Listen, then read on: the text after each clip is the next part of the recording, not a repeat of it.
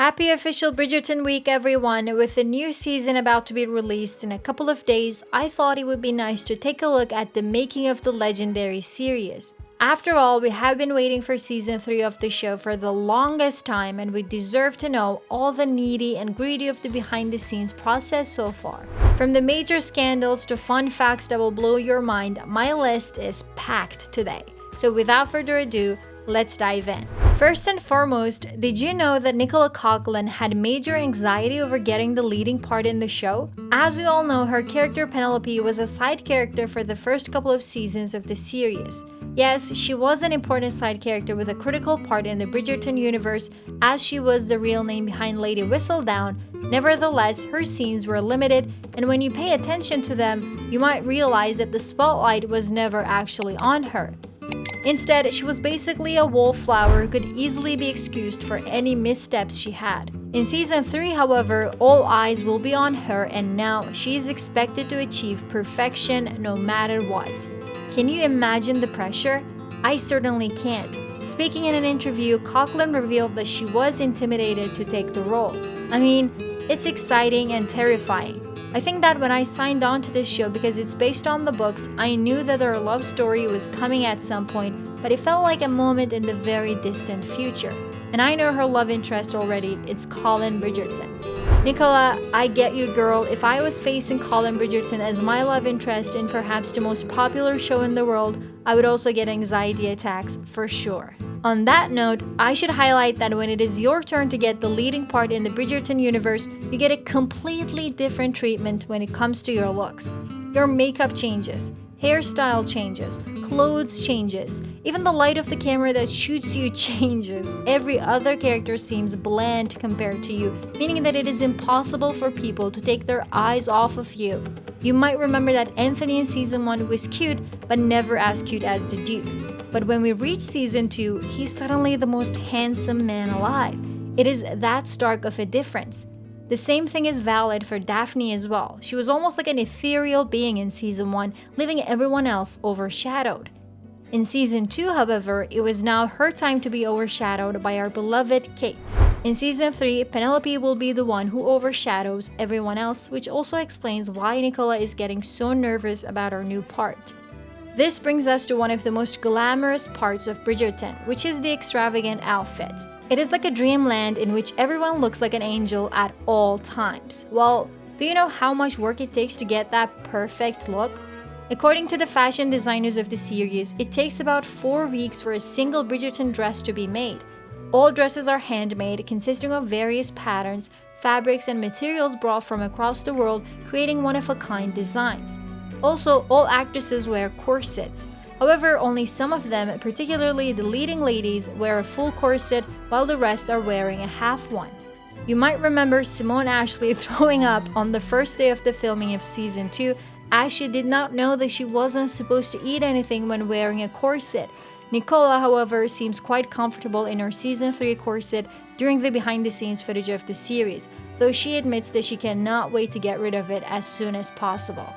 Another fun fact is that every single lady in the show, even the most ordinary looking ones, is actually wearing wigs. Certain characters have multiple wigs. For instance, Penelope has 6 wigs in season 3. All the wigs are designed specifically for the outfit that they will be paired with, and yes, they're also all handmade. Now that we know all the details about the glamorous Bridgerton looks, how long do you think it would take a Bridgerton lady to get ready? Pause the video and write down your guesses in the comments below. I'm waiting. Did you write it? Well then, it is time to reveal the answer. It takes a total of 2.5 hours of hair, makeup, and outfit preparation to turn into a Bridgerton lady. Did you guess it right? I know that many of you guys, including me, met with Nicola Cogan through Bridgerton. Before that, even though some of us watched her in Derry Girls, for the most part, she was not a well-known actress. But now, I think it is time to get to know her better to enjoy her performance in season 3 more. Did you know that she was actually working at an optometrist's office before deciding to become an actress? And this was only a few years ago. She said in a recent interview, "I was the girl who tells you when your eye test is due. I used to practice my autograph on the letters. I walk around every day going, I can't believe I'm part of a Shonda Rhimes show on Netflix." Considering the fact that she's 37 right now, I feel like she has a very impressive and inspiring career that we should all aspire to. Never stop going after your dreams, guys. Never. It is impossible to not talk about Shonda Rhimes when talking about Bridgerton. Did you know that she's the sole reason why we have Bridgerton as a series today? After reading Julia Quinn's book series, she was impressed so much that she forced her colleague, Chris Van Dusen, to take a look at the series, and the rest is history. If you didn't know, Rhimes is also the name behind hit shows such as Grey's Anatomy and How to Get Away with Murder. I sometimes can't believe that Grey's Anatomy and Bridgerton are both the result of the same genius mind. What a world! If you need to know one thing about Rhimes, it is that she takes her job very seriously. On Bridgerton, this perfection is reflected in the form of extreme training for the actors in the series. Since Bridgerton takes place in the Regency era, every single actor must attend a Regency boot camp in which they get training on the lifestyle of the era. From writing to dancing and even eating, they get a complete course that ends their extreme transformation to their Bridgerton selves. Another fun fact about the series is that the show's two leading families, aka the Bridgertons and Featheringtons, are actually based on real-life American families. Can you guess which famous American families might inspire these two completely different families? Well, let me save you out of your misery. Bridgertons are apparently based on the Kennedys, and the Featheringtons are based on the Kardashians.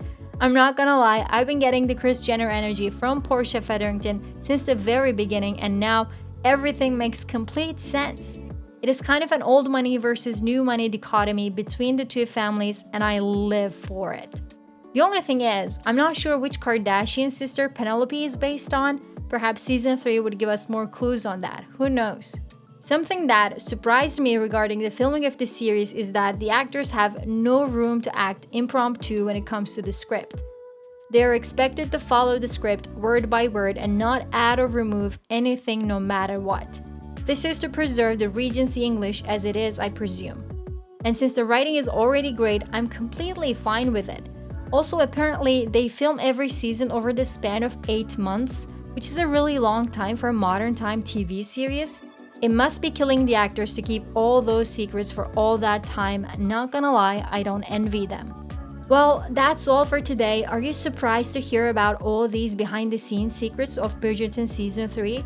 Are you excited for the new season of the series? If you'd like to learn more about the Bridgerton universe, click on one of these videos on the screen. And if you watched this far, leave me the name of your favorite Bridgerton character down below. Thank you so much for watching. See you in the next one.